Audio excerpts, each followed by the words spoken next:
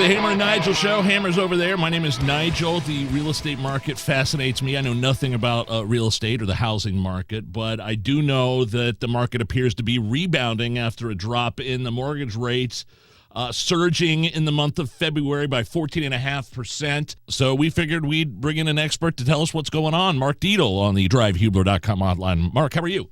Hey, I'm doing great. Guys, how you doing?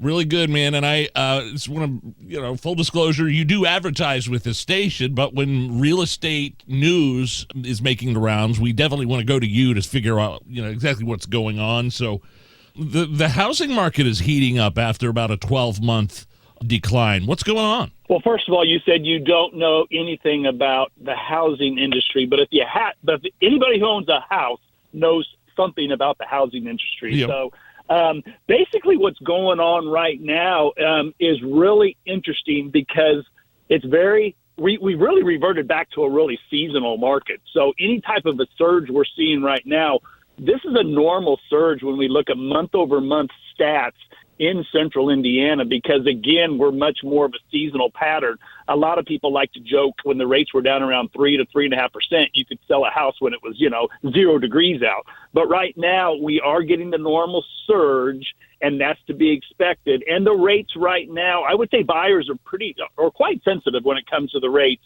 We had a little bit of a dip below 6% probably in early February. They've creeped up. They creeped up in about a 3-week period of time, up over 7, and we're probably hovering right around that 7, high 6s, low 7s mark right now for a 30-year conventional when it comes to rates. Wow. So I think people had it pretty good or maybe even a little bit spoiled when those rates were down at 3%. Is 6-7% the higher rates? Is that pretty much the standard or the norm when it comes to this, and the 3% was just sort of an aberration?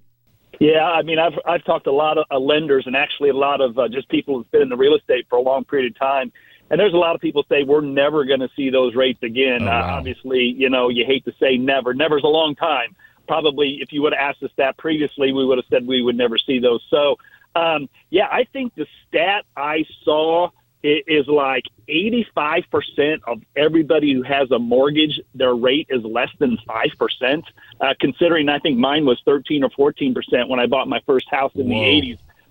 Below 5% is still really good. So I think it is probably a little bit of an aberration, just what happened with COVID and the pandemic and our, the Fed's reaction to that to try to, stimulate the economy. Mark Dietel is our guest here on the Hammer and Nigel Show. Mark, Jason Hammer here, and Nige said it earlier. We're not going to sit here and act like we're experts on the housing market. This is why we bring you on. So for somebody listening right now that says, now, wait a minute, I hear all these stories about banks possibly being in trouble. I see, the federal numbers going up with the interest rates. Why is now the time to buy a house? Like, why all of a sudden is this such a good time when everything else seems to be going to hell in a handbasket? Well, when you look at just purely the supply and demand, and it's pretty much basic economics when it comes to the housing industry, there are more homes actually available in today's market than there have been a year ago. Now, the number of closings have slowed down. So the closed sales versus a year ago are down, but the actual amount of active inventory is up. And depending on your situation, when it comes to getting a loan, when you talk to your mortgage lender or you talk to your realtor who is working with a mortgage lender, there's different programs. They call it 2-1 buy down, 3-1 buy down. There's different programs like that where you can get the sellers, they'll be motivated to help contribute dollars towards the buyer. They can get those rates bought down. And in today's environment versus a year ago, 2 years ago, the buyers are in a position to have, to negotiate a little bit better. Now, based on the statistics, we're still in a seller's market, but not nearly to the extreme where we were, a year ago, 2 years ago when it was just crazy hot. And that kind of leads to my next question. How long are homes typically here in Indy staying on the market? The average days on market right now, if you look at average, now that's not the median, but the average right now for actually the month, I think it was the month of March, is around the month of February is like in the low 50s. And obviously that's quite a bit higher than it's been the last couple of years. But if you go back If you go back to 2019, let's just say pre-pandemic, we're pretty much right in line for the number of days on market, average number of days on market for a home in the 50s as we were back in 2019. I think it dropped.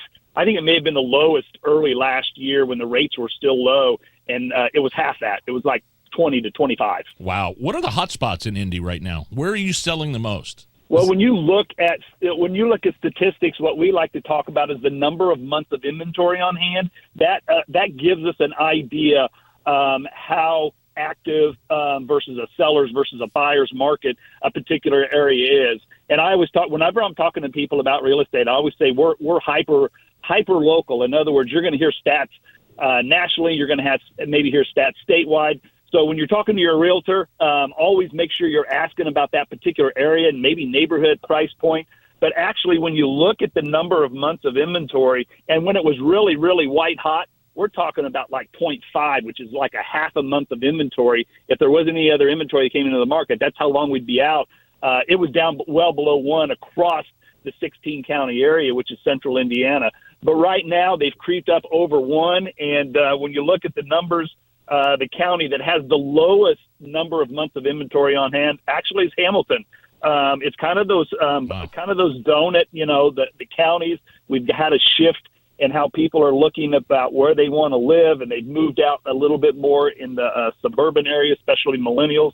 So Hamilton County is still really strong.